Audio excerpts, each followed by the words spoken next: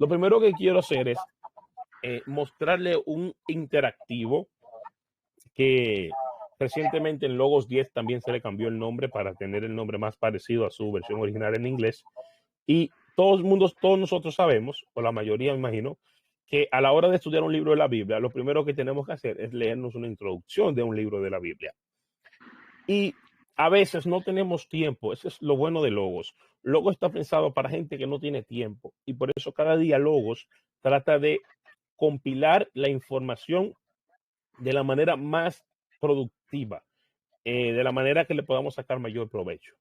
Entonces, anteriormente, cuando queríamos hacer un estudio de la introducción o de la información introductoria de cualquier recurso en Logos, lo que teníamos que hacer era, bueno, en Logos, después que se creó la enciclopedia, hace mucho tiempo atrás, antes de existir la enciclopedia, existía esto. Las guías de lectura. ¿Alguno de ustedes ha utilizado ese recurso? Sí, yo sí. Ok. Yo no, la verdad. En el principio sí. Antes de existir la enciclopedia bíblica, los usuarios teníamos la opción de compilar recursos y hacer una lista de recursos con enlaces a estos recursos y ponerlas a disposición de otros usuarios de Logos. En español, no recuerdo el nombre, voy a buscar el nombre ahora mismo. Espérate. Está derecho ético práctico. Porque eso está ahí. Aquí. Se llama, esa persona se llama. ¿Dónde está él? ¿Dónde está? Jonathan Halley. Jonathan Halley. En español, Jonathan Halley se tomó la libertad o el compromiso de crear guías de lecturas con información introductoria cuando existía Logos 4 a cada libro de la Biblia. En su página web exegética.net, él recomendaba estas guías y hacía tutoriales de Logos en la versión 4. Entonces, si usted venía aquí y escribía Mateo, le iba a aparecer Mateo creado por exegética.net. Y cuando abría eso, entonces tenía acceso a las introducciones de Biblias de estudio y de comentarios bíblicos e introducciones al Nuevo Testamento, pero eso no estaba creado por Logos, estaba creado por Jonathan Halley. Todavía se pueden hacer, todavía existen las guías de lectura. Sirven para crear listas de cosas con enlace que quieren compartir dentro de Logos para todos los usuarios. Hay una forma de editar esto, no me acuerdo cómo se edita. A ver si está al final, si está lo de editarlo. No me acuerdo, pero hay una web donde se hace eso. Hay una web para hacer eso. Pero luego de esto, aquí, por ejemplo, crear una guía de lectura, entonces nos va a llevar a la web que es topics.logos.com. Entonces aquí nos va a explicar cómo crear una guía de lectura y eso. Si lo quieren aprender a hacer, yo nunca he hecho una. Sé su existencia, pero nunca la he creado. Ahora bien, no esto es lo que les quiero enseñar. Lo que les quiero enseñar es que luego, esta era la manera primitiva en Logos 4 de hacer compilaciones o tener acceso a las introducciones de los libros. O bien podían ir libro por libro buscando sus introducciones. Luego llega la enciclopedia bíblica y ya sencillamente aquí escribimos el libro, el nombre del libro. Y ahora la enciclopedia está mucho más modificada. Antes no era tan versátil, pero ahora es mucho mejor. Y ya aquí podíamos ir, voy a colapsar esto. Podíamos ir a guía del libro bíblico y aquí encontrábamos los diferentes renglones introductorios. Igual, esto lo que hacía era llevarnos a enlaces de libros y de enciclopedias y de diccionarios y de comentarios. Por ejemplo, para el origen podíamos leer la autoría, la fecha, el propósito, cuestiones canónicas del libro. Todos estos son elementos introductorios que uno encuentra en la introducción, valga la redundancia, de cualquier libro de la Biblia. Ahora bien, ¿qué sucede? Que Logos ha simplificado esto más. Y si usted se va aquí a herramientas y escribe, voy a poner interactivo, Tienen, voy a poner Biblia, se llama interactivo. Explorador, se llama explorador. Explorador de los libros bíblicos. Esto es la manera rápida de consultar información introductoria a un libro de la Biblia. Cuando venimos aquí, tenemos todos los libros de la Biblia y podemos ir, por ejemplo, a una de las cartas paulinas. Bueno, vamos a ir al Evangelio de Marcos, que hemos estado usando Marcos hoy. Y cuando yo le doy clic a Marcos, voy a ver información introductoria, pero ya compilada y terminada. Tengo el título del libro, puedo ver que está en el Nuevo Testamento, que es un evangelio, me da un resumen del libro y también me da un enlace en la enciclopedia bíblica para ahondar en esta información. Me da el tema del libro, resumen del libro, propósito del libro y el mensaje del libro. De aquí voy cubriendo información introductoria. Si yo tengo poco tiempo, esto es muy confiable. El explorador se llama explorador de los libros de la Biblia. Entonces, luego me da detalles, el tipo, el subtipo, el autor o los autores, el idioma en que se escribió, qué periodo bíblico cubre o fue escrito, a qué parte del canon pertenece, o sea, la división griega del canon, la división protestante o la división católica. La división griega es la división ortodoxa. Luego me da un versículo clave, luego los pasajes claves, lugares claves, objetos clave y eventos claves. Y al final tengo esta tabla con las posibles fechas de composición del libro compiladas desde diferentes recursos, ya sean Biblias de estudios, introducciones al Nuevo Testamento, comentarios al propio libro. Y esto se enriquece de recursos que están en Logos, aunque usted no lo tenga en su biblioteca. Quizá alguno de aquí, yo tengo esto de Bill y Glad. Déjame ver si lo... Mira, este libro yo no lo tengo. The Story Retold. Yo no tengo este libro, pero aún así en la enciclopedia yo puedo obtener la información de qué fechas sugieren esos autores para este libro. O sea, esta información que está aquí sale de los recursos que están en Logos, aunque usted no lo tenga en su biblioteca. Y finalmente tenemos un análisis lexical del libro, donde me va a decir en qué está basado este análisis en el Nuevo Testamento griego SBL, cuántos capítulos tiene, cuántos versículos, cuántas palabras en español y cuántas lemas griegos en el idioma original. ¿Ven la diferencia? Aunque hay 11,000 palabras, solamente hay menos de 1,400 lemas. Luego me da lemas usados una vez en el libro, o sea, palabras que solo aparecen una sola vez en el libro. Lemas usados una vez en este libro y en el cuerpo. Cuando habla del cuerpo se refiere a los evangelios. O sea, en Marcos hay 75 lemas que están en Marcos que no están en otro evangelio. Lemas usados solo en este libro, 88. Raíces usadas, 740. Raíces usadas una vez en el libro, raíces que solo aparecen una vez en el libro, 222. Y raíces usadas una vez en el libro, en el corpus, 18. Aquí, sí. Entonces, ese es la primera función que tiene, es como una introducción a cada libro de la Biblia. Es la función primaria que le podemos encontrar. Pero eso no se detiene ahí. Es más útil de ahí. Juan ya lo ha usado. Juan quizá ya para esto sea llover sobre mojado con él. Pero lo primero es que obtenemos colores. Eso nos llama la atención. Y esos colores están basados en el género que tienen los libros. O sea, hay narrativa, o sea, esos son los géneros que ellos están tomando en consideración. Narrativa, procedimiento, comportamiento y expositivo. Yo siento como que luego traduce las cosas mal a veces. Déjame ver esto cómo está en inglés.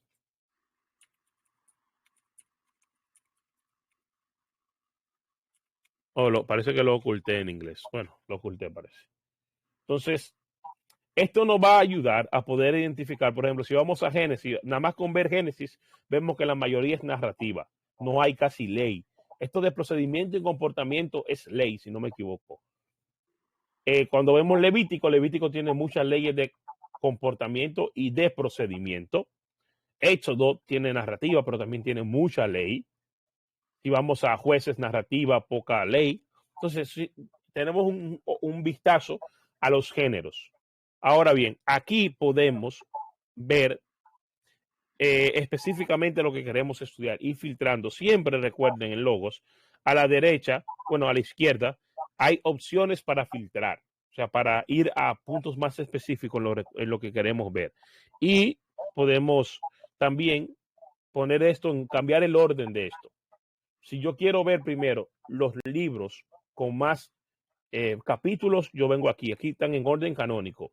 Pero si yo quiero por capítulos, a mí me gusta mucho eso. Por ejemplo, esta de los capítulos yo lo uso para lo siguiente, le voy a mostrar. No espero que estén de acuerdo con lo que yo voy a decir, pero lo uso para esto. Si yo voy aquí y me voy a el Nuevo Testamento, le di a lo que no era, Nuevo Testamento, y lo ordeno por capítulos, fíjense cómo, bueno, en el orden, baja por capítulo, vean cómo por capítulos, Romanos, Corintios, Segunda de Corintios, Gálatas, Efesios, Tesalonicense, Primera de Timoteo, no porque es parte de Primera, Segunda y Tercera de Timoteo, pero las cartas paulinas casi todas están ordenadas. La idea detrás de ordenar las cartas paulinas es ordenarlas de más grande a más pequeña. Si voy al orden canónico, vamos a ver que Romanos, Corintios, Gálatas, Efesios, Filipenses, Colosenses, luego tenemos las tesalonicenses que van juntas, las pastorales que van juntas y la de Filemón que es la más pequeña. Vean cómo se va como haciendo más pequeño y luego tenemos Hebreos, que es grande. Entonces, si le damos por capítulos, vemos cómo Romanos, Corintios, luego Hebreos queda en tercero o en cuarto.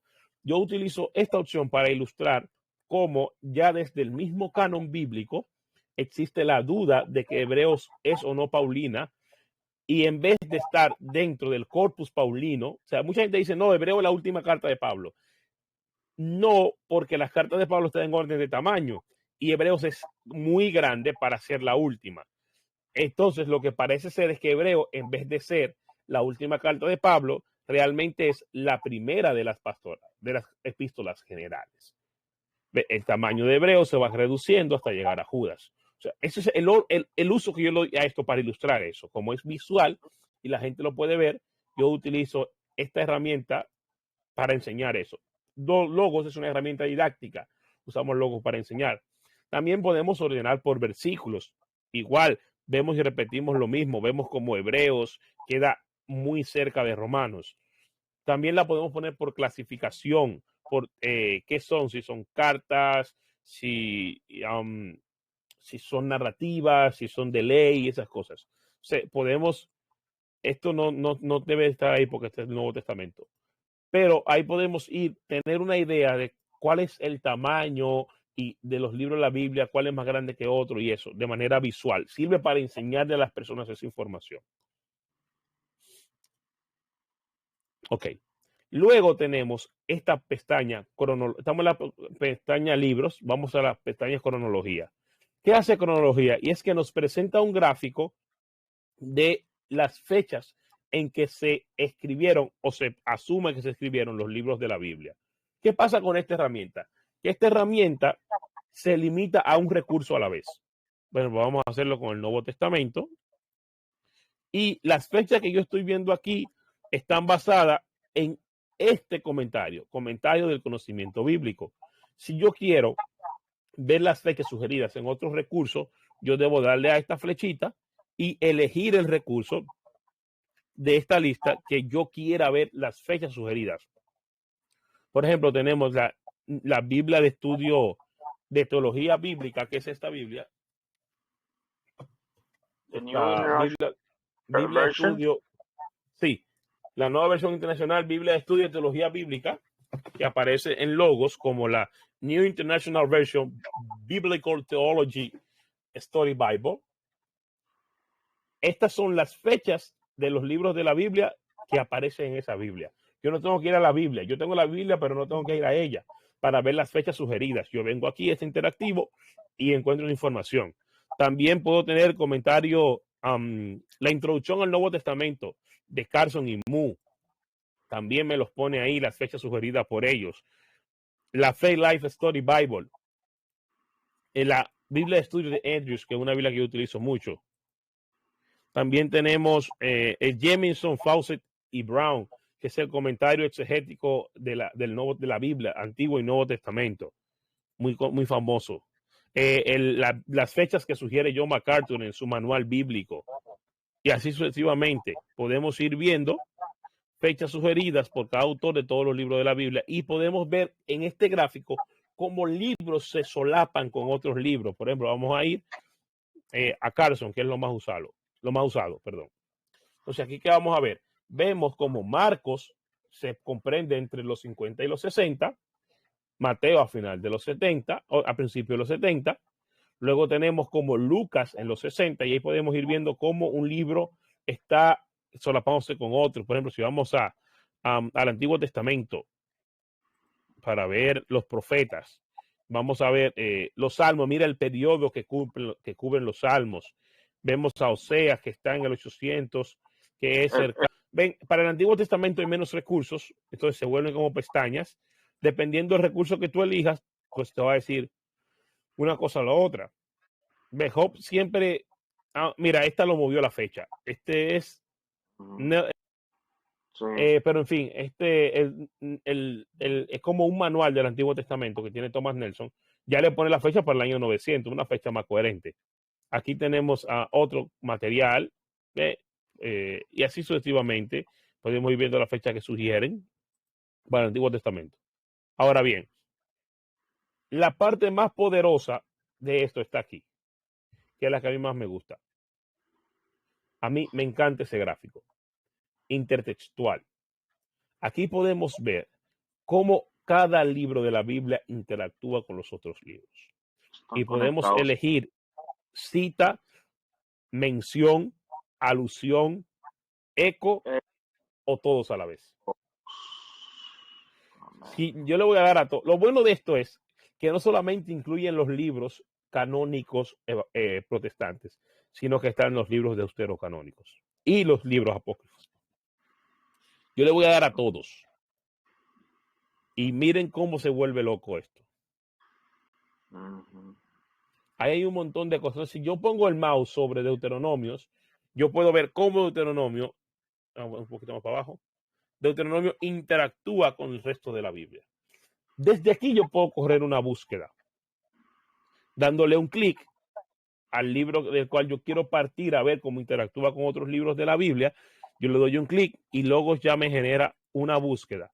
Intertexto, fuente, Biblia, Deuteronomio. Y ya yo veo donde quiera que se cita, se menciona, se hace alusión o hay un eco del libro de Deuteronomio.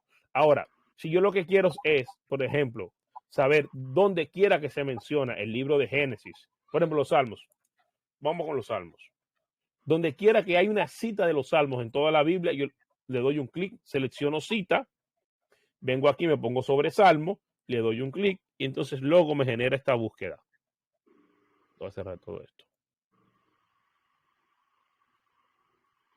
Intertexto, fuente, Biblia, Salmo y relación, cita. Me especifica que es una cita. O sea, aquí yo puedo ver todas las veces que los salmos son citados. Claro, yo tengo esto limitado, lo voy a poner a todos los pasajes. Entonces aquí está todas las veces que los salmos son citados en la Biblia. Y no solo me aparece en mi versión, sino que me aparecen todas las versiones, habidas y por haber, disponibles en mi Logos. En la Nueva Biblia de las Américas, Reina Valera de 60, Nueva Versión Internacional, sucesivamente. Puedo también elegir donde hay una mención. Eso fue una cita. Ahora voy a ver dónde hay mención de los salmos, que no son citas directas, sino menciones. Y aquí otra vez tengo aquí la especificación de que es una mención. También puedo hacer lo mismo con alusiones de los salmos. Y luego me va a especificar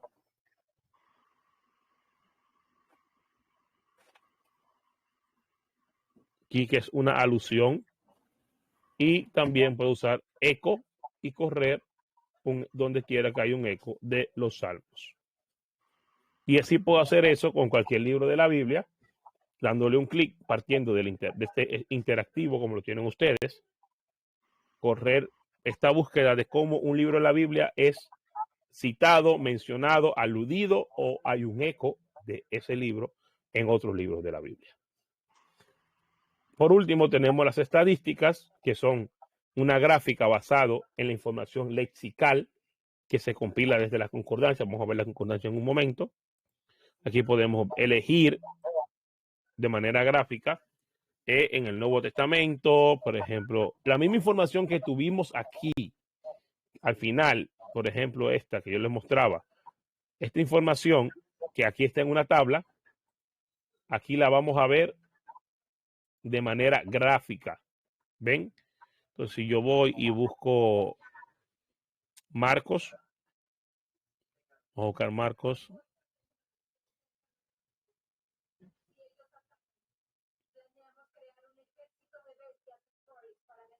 Evangelio sinóptico y Marcos. Okay. Aquí tengo el Evangelio de Marcos y de ahí yo voy a obtener toda la información de frecuencia por palabras. Y puedo ver aquí lemas, los lemas en el Evangelio de Marcos, cuántos son en un gráfico. Puedo ver también las raíces, cuántas son de manera gráfica.